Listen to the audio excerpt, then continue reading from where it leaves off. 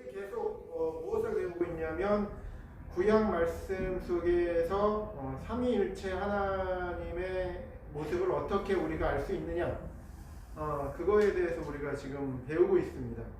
자, 오늘 계속 그 연장선상에서 성경에 나타난 그 삼위일체 하나님, 특별히 성자 하나님 그리고 성령 하나님이 어떻게 묘사되어졌는지 우리가 계속 한번 공부를 해보도록 하겠습니다. 구약 말씀에 나타난 성자 하나님의 모습, 첫 번째 그 다니엘서 3장 24절에서 25절 말씀을 제가 한번 읽고 설명을 좀 드리겠습니다. 때에 느부갓네살 왕이 놀라 급히 일어나서 모사들에게 물어 가로되 우리가 결박하여 불 가운데 던진 자는 세 사람이 아니었느냐? 그들이 왕에게 대답하여 가로되 왕이여 올소이다. 왕이 또 말하여 가로되 내가 보니 결박되지 아니한 네 사람이 불 가운데로 다니는데 상하지도 아니하였고 그 넷째의 모양은 뭐예요? 신들의 아들과 같도다 하고. 그죠? 이거 우리가 알고 있는 아주 유명한 사건입니다. 다니엘의 세 친구가 느부갓네살 왕이 만들어 놓은 신상의 절하기를 거부했어요. 그죠?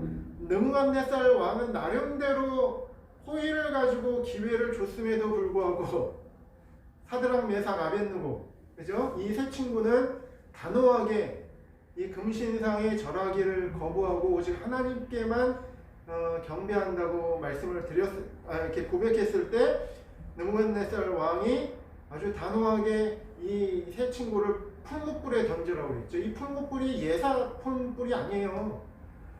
근처만 가도 다 죽을 정도로 아주 뜨거운 불이었는데 거기다 던져버렸죠.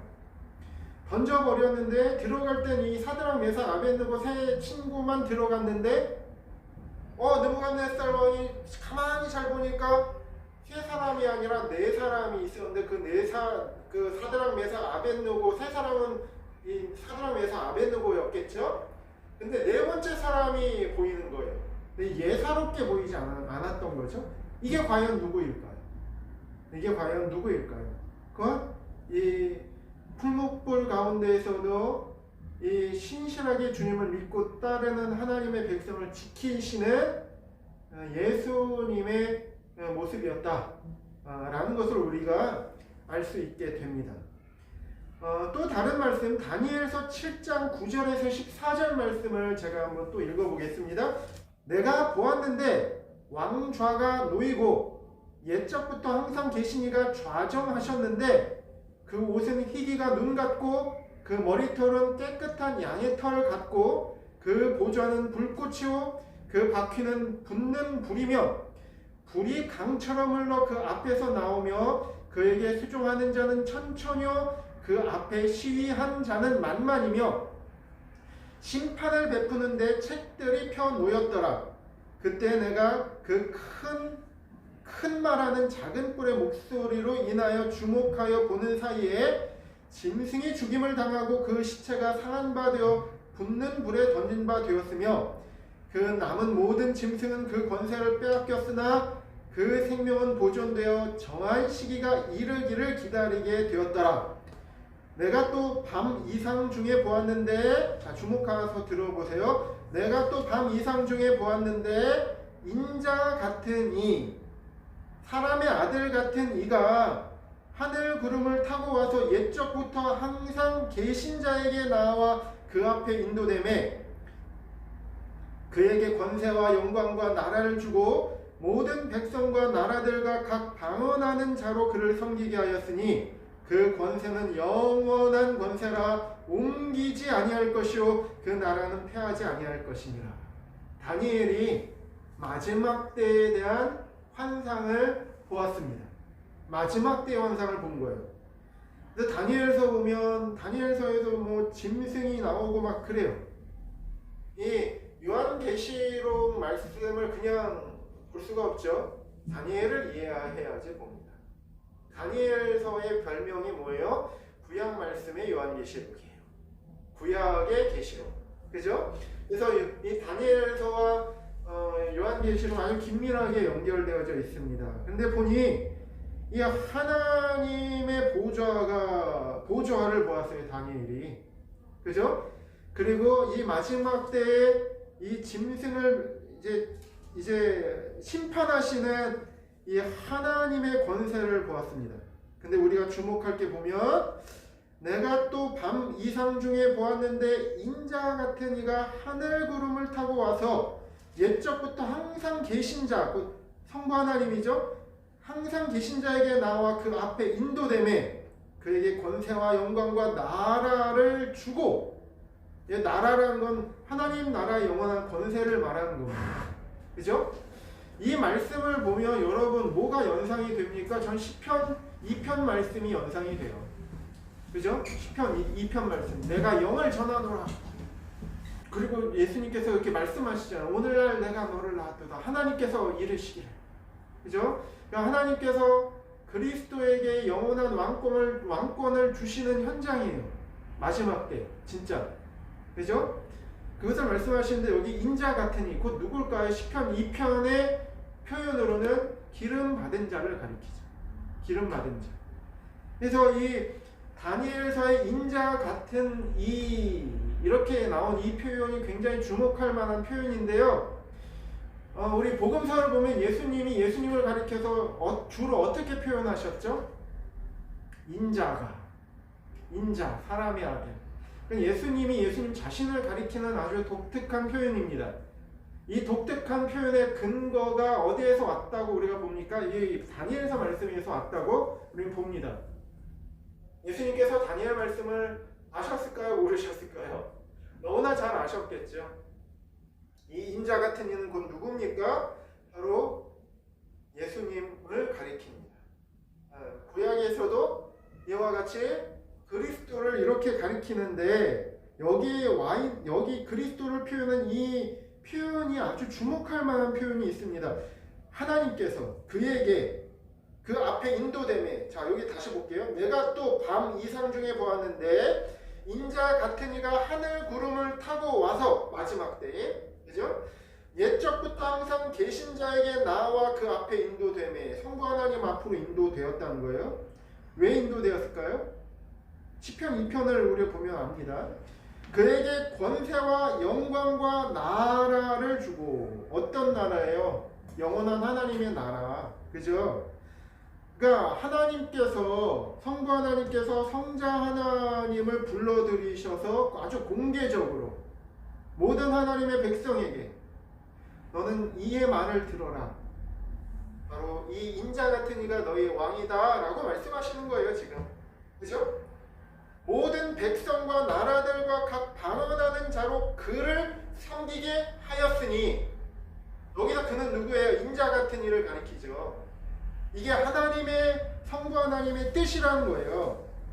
그 권세는 영원한 권세라. 우리 지난 시간에 영원이라는 수식어는 누구에게만 붙인다고요? 하나님에게만 붙이는 수식어예요. 근데 그 나라의 권세는 영원한 권세래요. 근데 그 나라의 왕이 누구세요, 지금? 성부 하나님께서 이 인자 같은 이를 영원한 왕으로 삼고 계시는 거예요. 그걸 다니엘이 봤다는 겁니다. 여기서 인자 같은 이는 곧 누구십니까? 무엇을 암시하고 있습니까? 우리 정직하고 겸손한 마음으로 우리가 이것을 이해를 해야지 됩니다. 또 있습니다. 시편 110편의 시편 110편 말씀, 아주 유명한 말씀인데 시편 110편 1절에서 7절 말씀이에요. 자, 여호와께서 내 주에게 말씀하시기를. 여호와께서 누구에게 말씀하셨는데 그게 누구예요? 내 주래요. 이 시편 기자는 누구예요 지금? 다윗이죠. 그럼 여기서 내는 누구예요? 나. 다윗이에요. 그러면 여호와께서 내 주라는 건 누구예요? 다윗의 주를 말해요. 다윗의 주가 누구죠? 예수님이죠. 다윗은 왕이었어요. 왕이 누구에게 주라고 부를 수 있어요? 왕이 곧 주인데 다윗이 왕이에요. 그 왕이 더 높은 어떤 분에게 주라고 부르고 있는 거예요. 다윗의 주 곧 예수님이죠. 다윗은 항상 누구를 비춘다고요? 그리스도를 비춘다고요. 다윗은 그리스도의 계시의 아주 보고예요. 다윗 언약, 그리스도의 언약이에요. 메시아에 대한 언약이에요. 자, 여호와께서 내 주에게 말씀하시를 곧 여호와 하나님께서 성부 하나님께서 성자 하나님에게 말씀하시기를 그런 뜻이에요. 내가 그럼 너의 원수 여기서 너는 누구예요? 아니죠. 내가 내 원수로 그리스도의 원수죠. 그렇죠? 내 주에게 말씀하신 거예요. 여호와께서 성부 하나님께서 성자 하나님에게 말씀하시기를 그리고 내가는 누구예요? 여호와 하나님. 내가 내 원수 곧 그리스도의 원수로 내 발등상 그리스도의 발등상 되게 하기까지 너는 여기 너란 누구요? 그리스도 너는 내 우편에 앉으라 하셨도다. 너는 나 성부 하나님의 우편에 앉으라 하셨도다. 그 뜻이죠. 명확히 봐야 돼요. 나, 너, 그걸 누가 지칭하는지 성경은 분명해요. 그냥 넘어가시면 안 돼요. 다시 여호와께서 내 주에게 말씀하시기를 곧 그리스도에게 말씀하시기를 성자 하나님에게 말씀하시기를 내가 곧 성부 하나님인 내가 너의 원수 곧 그리스도의 원수로 그리스도의 발등상 되게 하기까지 그리스도의 발등상 발을 디디는 발등상 되게 하기까지 그리스도 너는 내 우편에 앉으라 하셨도다. 나 하나님 성부 하나님 우편에 앉으라 하셨도다. 이게 곧 하나님의 뜻이라는 거예요. 여호와께서 시온에서부터 주의 권능의 홀을 내어 보내시리니 권능의 홀 왕의 홀을 말해요.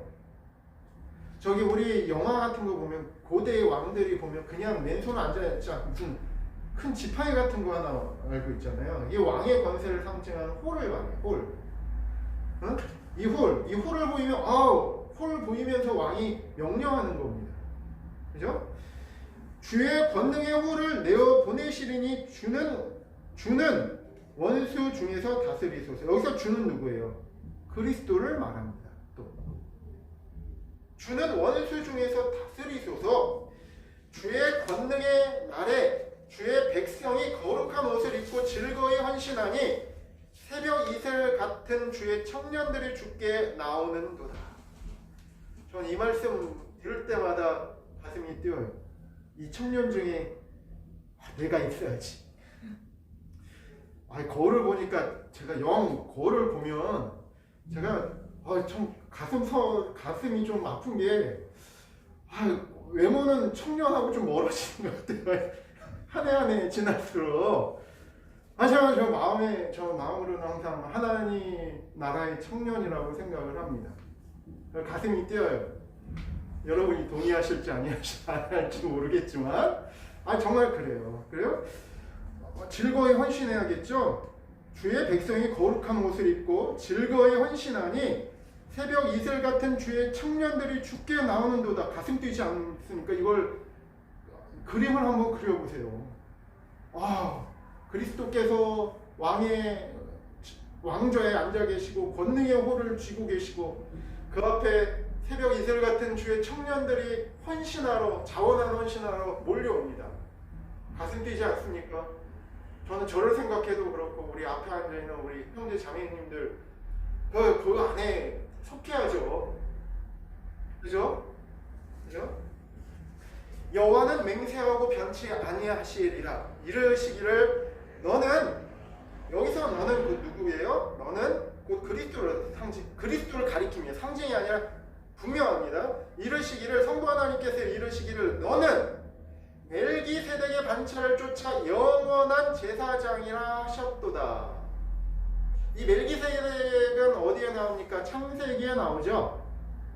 창세기 아브라함에게 나타났던 아주 특이한 제사장. 이 히브리서에 나와 있으니 히브리서가 이제 해석을 하고 있습니다. 이 멜기세덱은요 제사장은 어디 지파에서 나와야 돼요? 레위 지파에서 나와야 됩니다. 멜기세덱은 레위 지파에 속하지 아니한, 사실 이 레위가 제사장 직분을 갖기 훨씬 이전부터 출처가 없는 아주 특이한 제사장으로 나옵니다. 누구를 상징하는 걸까요? 곧 대제사장이신 예수 그리스도를 비추는, 상징하는 인물로 나옵니다. 그죠? 그러니까 이 멜기세덱이 아브라함을 축복합니다. 누가 누구를 축복할 수 있어요? 높은 사람이 낮은 사람을 축복할 수 있죠. 아브라함보다 높은 분, 멜기세덱 제사장. 이 멜기세덱이 상징하는 누구? 예수 그리스도. 아론, 율법으로 말미암아 아론의 계열에서 나온 이 제사장이 아니라, 예수님은 어느 지파에서 나오셨어요? 유다 지파에서 나왔죠. 이 히브리서의 해석이에요. 그죠? 그래서 너는 곧 그리스도, 너는 하나님이 말씀하시게요. 그리스도에게 너라고 하나님이 말씀해요. 성부 하나님께서 너는 멜기세덱의 반차라는 건 어떤 수준, 멜기세덱의 수준, 멜기세덱의 그 수준을 쫓아 영원한 제사장이라 하셨도다. 하나님이 뭘 말씀하신 거예요? 그리스도를 향해서 너는 영원한 제사장이다 라고 말씀하신 거예요. 주의 우편에 계신 주께서, 주의 우편에 계신 주가 누구예요? 여기서 앞에 나온 주는 누구예요? 성부 하나님. 그럼 성부 하나님의 우편에 계신 주는 누구세요? 예수님이죠. 근데 이거 해석을 못해요. 이스라엘 사람들이 이거 해석을 못해요. 주의 우편에 계신 주. 근데 주는 몇 분이세요? 주는 한 분이시죠. 하늘의 태양이 두 개일 수가 없죠. 삼위일체가 여기에 나오는 거예요. 주의 우편에 계신 주께서 그 노하시는 날에 열왕을 쳐서 파하실 것이라. 예수님께서 초림 때는 구원하시기 위해서 오시지만 재림 때는 심판하러 오시잖아요. 열방 중에 판단하여 시체로 가득하게 하시고 여러 나라의 머리를 쳐서 파하시며, 여러 나라, 여기서 머리는 뭐예요? 우두머리를 가리켜요. 머리를 쳐서 파하시며 길가의 시냇물을 마시고 인하여 그 머리를 드시리로다. 시편의 말씀입니다. 이 말씀은 메시아이신 성자를 말씀하신 아주 대표적인 구절입니다. 예수님께서는 메시아의 하나님 되심을 가르치기 위해서 이 구절을 마태복음 22장 41절에서 46절 보시면 거기서 인용하셨어요. 한번 나중에 찾아보시기 바랍니다. 예수님께서 이 말씀을 굉장히 인용을 많이 하셨어요. 제가 여러 번 말씀하시지만 예수님이 그 공생애를 사시면서 구약 말씀을 인용을 많이 하셨는데 제일 많이 인용하신 구약 성경이 뭔지 아세요? 시편 말씀하고 이사야 말씀이에요. 특히 시편 말씀을 많이 하셨어요. 왜일까요? 메시아이신 자신에 대한 예언이 아주 충만하고 풍성한 성경이 바로 시편과 이사야 말씀이시기 때문에 그렇습니다. 제가 말씀드렸죠. 이사야 말씀 한번 또 볼까요? 이사야 9장 1절에서 7절 말씀, 9장 1절에서 7절 말씀 우리 한번 읽어봅시다. 전에 고통하는 자에게는 흑암이 없으리로다. 옛적에는 여호와께서 스불론 땅과 납달리 땅으로 멸시를 당케 하셨더니 후에는 해변길과 요단 저편 이방의 갈릴리를 영화롭게 하셨느니라. 저 이스라엘 땅에서 갈릴리는 아주 촌구석을 의미합니다. 촌구석이에요. 그 촌구석. 그죠? 근데 그 촌구석이 말하자면 영광을 얻을 것이라는 거예요. 후에 어떻게 됐죠? 예수님이 주로 사역하신 곳이 어디예요? 갈릴리였잖아요. 그죠? 그 말씀이 성취되는 거죠. 계속 읽어보겠습니다. 흑암에 행하던 백성이 큰 빛을 보고 사망의 그늘진 땅에 거하던 자에게 빛이 비치도다. 주께서 이 나라를 창성케 하시며 그 즐거움을 더하게 하셨으므로 추수하는 즐거움과 탈취물을 나누는 때의 즐거움 같이 그들이 주의 앞에서 즐거워하오니 이는 그들의 무겁게 맨 멍에와 그 어깨의 채찍과 그 압제자의 막대기를 꺾으시되 미디안의 날과 같이 하셨음이니이다. 예수님께서 오셔서 압제당하는 자의 모든 압제를 벗겨내 주실 것이라는 말씀이에요. 어지러이 싸우는 군인의 갑옷과 피 묻은 복장이 불의 섭같이 살라지리니, 왜 어지러이 싸우는 군인의 갑옷과 피 묻은 복장이 불의 섭같이 살라지나요? 평강의 왕이 오실 것이기 때문에. 그러면서 메시아에 대한 예언이 나옵니다. 출현합니다. 잘 들어보세요. 이는 한 아이가 우리에게 낳고 한 아들을 우리에게 주신 바 되었는데 그 어깨에는 정사를 메었고, 여기서 정사는 뭐예요? 왕을 다스릴 권세를 말하죠. 그죠? 그러니까 왕으로서 나라를 다스릴 권세. 이 정사를 메었고 그 이름은 기묘자라. 기묘자. 아주 말로 형용할 수 없는 원더풀. 원더풀이 무슨 뜻이에요? 어떻게 말로 표현이 안 된다는, 경이롭다는 얘기죠. 경이로운 분. 기묘자라. 모사라. 모사가 누구죠? 모사가 뭐죠?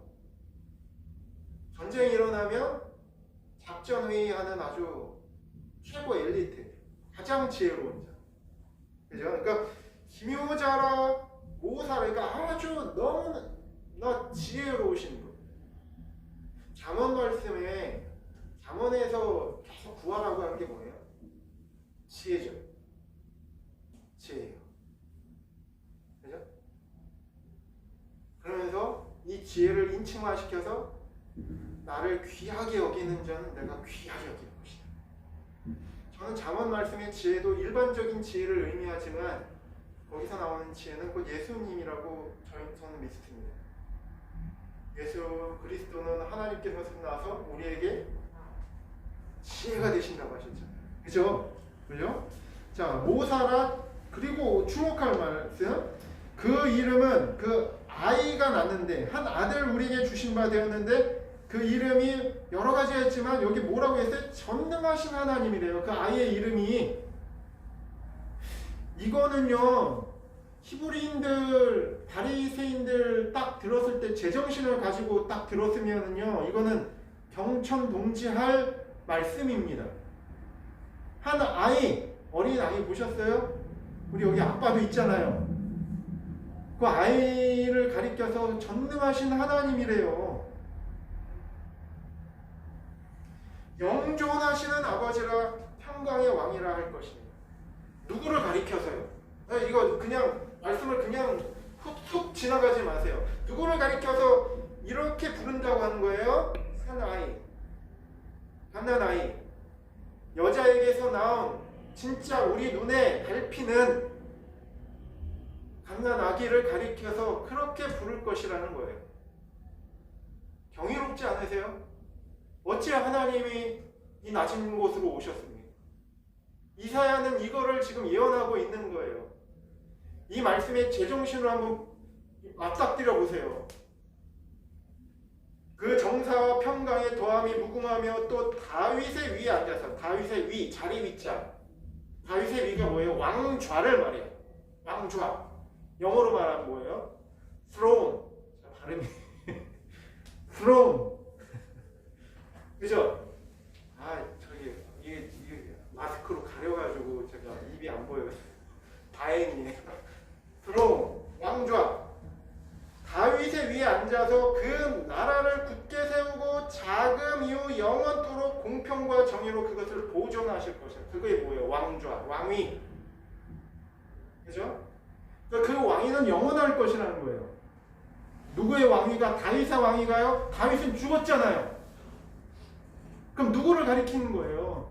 예수님을 가리키는 거죠. 만군의 여호와 열심히 이를 이루시리라. 아기의 모습으로 세상에 오실 그분, 곧 메시아는 그 전능하신 하나님이시라는 사실을 성경은, 구약 성경은 힘주어서 말씀하고 있는 것입니다. 여러분 어떻습니까? 구약 말씀에, 그러니까 예수님은 하나님의 비밀이세요. 감추었어요. 감추었으나 아주 감추었습니까? 아니요. 제정신만 보고 성경을 읽으면 깨달을 정도로는 열어주셨어요. 구약 말씀도요. 마음이 순수하고 깨끗한 사람들, 겸손한 사람들, 그런 사람들은 보고 깨닫게끔 그만큼의 풍성한 메시아에 대한 예언, 하나님의 존재, 하나님은 어떻게 존재하시는가에 대한 예언들이 이렇게 구약 말씀에도 풍성하게 주어졌다는 거죠. 그렇다면 제2위이신 성자 하나님에 대한 말씀뿐만이냐고 그렇지 않습니다. 제3위이신 성령 하나님에 대해서도 구약 말씀은 많이 말씀하고 계십니다.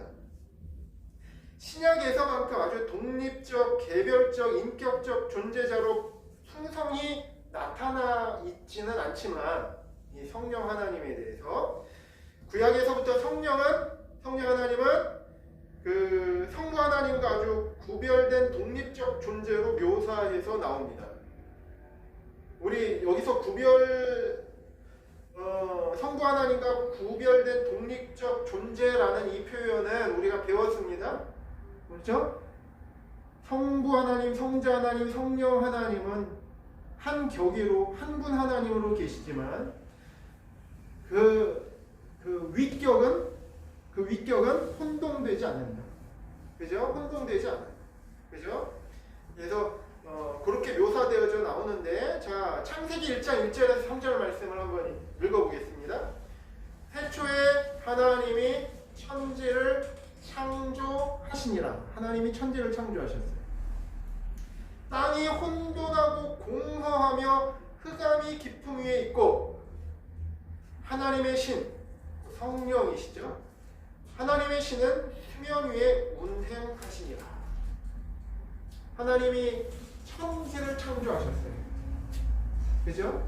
근데 그 천지는 아직 질서를 부여하시지 않으셨어요. 질서를 부여하시지 않으셨어요.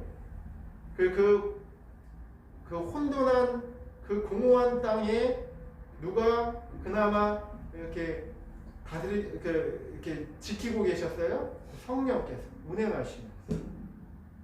그죠? 그러면서 이제 하나님의 첫 마디가 나옵니다. 하나님이 가라사대 빛이 있으라 하심에 빛이 있어. 이제 질서를 부여하시기 시작합니다. 그래서 빛을 하나님이 부르고 계십니다. 빛이 있으라. 지금 빛이 있었어요. 그죠? 첫날에 하나님의 사역이시죠. 시편 51편 11절 말씀 제가 읽어볼게요. 나를 주 앞에서 쫓아내지 마시며 주의 성신을 내게서 거두지 마소서. 시편 기자의 고백. 주의 성령을 내게서, 주의 성신을 내게서 거두지 마시옵소서. 구약 시대에도 하나님의 성령께서 믿는 자와 함께 하셨음을 우리가 알 수가 있지요. 그죠? 신약 시대에서만큼은 아니지만, 신약 시대에서 우리 내면 가운데 우리 내주 자리를 잡으시고 내주하실 정도는 아니지만 아주 긴밀할 정도로 구약 시대에서도 하나님께서 믿는 성도에게 함께 하셨음을 알 수 있습니다. 그래서 그 가치와 그 능력을 시편 기자가 알았다는 거예요. 알았기 때문에 이 하나님의 성령의 임재를 내게서 거두지 마시옵소서라고 하나님 앞에 간절히 구할 수 있었던 거죠. 이거 몰랐다면 이 말을, 이 기도를 할 수가 없어요. 그죠? 또 사무엘상 16장 13, 14절 말씀 한번 읽어보겠습니다. 사무엘이 기름불을 취하여 그 형제 중에서 그에게 부었더니 이날 이후로 다윗이 여호와의 신에게 크게 감동되니라. 사무엘이 떠나서 라마로 가니라. 여호와의 신이 사울에게서 떠나고 여호와의 불의신 악신이 그를 번뇌케 한지라. 이 말씀 뭔지 아시죠? 그죠? 하나님께서 이제 다윗을 왕으로 삼기로 결정하셨습니다. 사무엘을 부르셔서 다윗에게 기름을 붓게 하시는 거죠. 그죠? 그런데 다윗에게 기름을 붓는 바로 그 동시간에 사울은 하나님의 성령의 임재를 잃어버렸습니다. 그리고 악신이 임했습니다. 그죠? 우리가 주의해야 될 것은 이 하나님의 성령을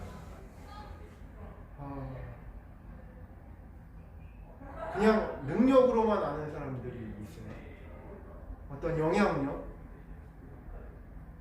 그죠?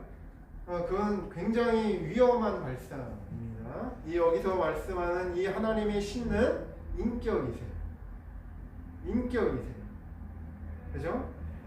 보고, 느끼고, 생각하고, 느끼고, 그리고 의지를 가지고 계신 하나님이시라는 사실 우리가 꼭 잘 기억을 해야 됩니다.